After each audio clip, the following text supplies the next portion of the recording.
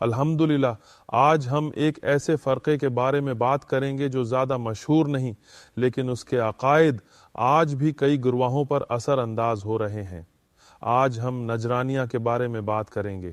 یہ گروہ اکثر لوگوں کو معلوم نہیں ہوتا، لیکن ان کے عقائد کو سمجھنا اور اپنے عقیدے کی حفاظت کرنا ضروری ہے۔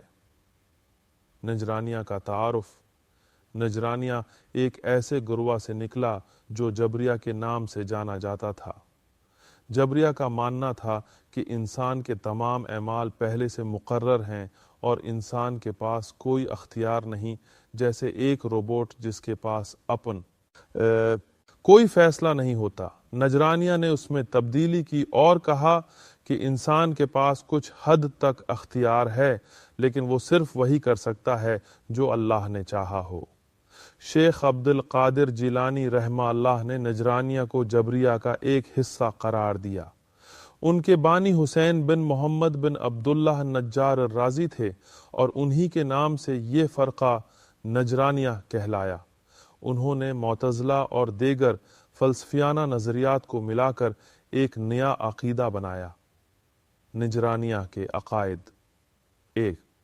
اللہ کی مرضی۔ نجرانیہ کا عقیدہ تھا کہ انسان کے پاس اپنی مرضی سے کچھ کرنے کا اختیار نہیں۔ اللہ نے جو چاہا وہی ہوگا اور انسان اسی پر عمل کرے گا۔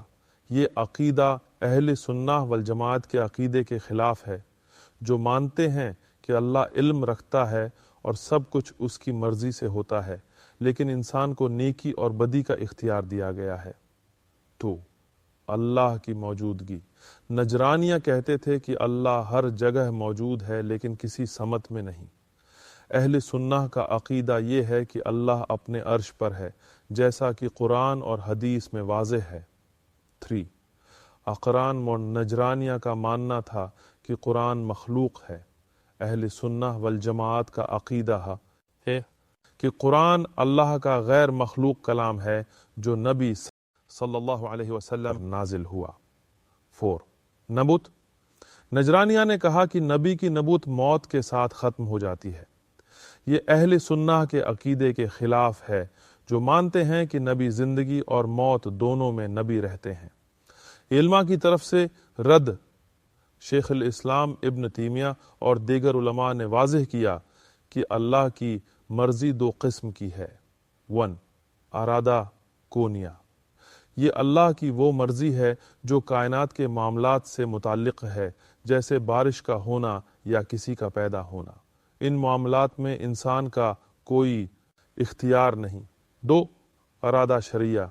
یہ اللہ کی وہ مرضی ہے جو وہ اپنے بندوں سے چاہتا ہے، جیسے نیکی کرنا اور گناہوں سے بچنا۔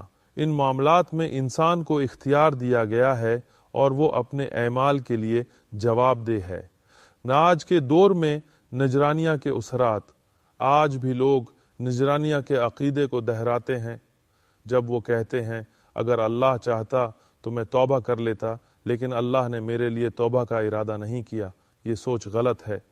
اللہ نے توبہ کے دروازے کھول رکھے ہیں اور انسان کو اختیار دیا ہے کہ وہ اپنی مرضی سے نیکی یا بدی کا انتخاب کرے۔ ایک حدیث میں ایک شخص کا واقعہ بیان کیا گیا ہے جس نے 99 لوگوں کو قتل کیا۔ جب اس نے ایک عبادت گزار سے پوچھا کہ کیا اللہ اسے معاف کرے گا تو اس نے کہا نہیں۔ اس پر اس نے اسے بھی قتل کر دیا۔ پھر وہ ایک عالم کے پاس گیا جنہوں نے کہا کہ ہاں توبہ ممکن ہے، لیکن تمہیں اپنے برے ماحول سے ہجرت کرنی ہوگی۔ اس نے نیک نیتی سے یہ قدم اٹھایا اور راستے میں انتقال کر گیا۔ اللہ نے اس کی نیت کو قبول کیا اور اسے بخش دیا۔ اختتام۔ نجرانیہ کے عقائد ہمیں یہ یاد دلاتے ہیں کہ ہمیں قرآن اور سنہ کی روشنی میں اپنا عقیدہ قائم رکھنا چاہیے، جیسا کہ صحابہ اور سلف صالحین نے کیا۔ اہل سنہ والجماعت کا عقیدہ ہے کہ انسان کو نیکی اور بدی کا اختیار دیا گیا ہے۔ انسان اپنے اعمال کے لیے جواب دہ ہے۔ اللہ کی مرضی کا ایک حصہ ایسا ہے جس میں انسان کا کوئی اختیار نہیں، جیسے بارش یا موت، اور دوسرا حصہ ایسا ہے جس میں انسان کو نیکی یا بدی کا اختیار دیا گیا ہے۔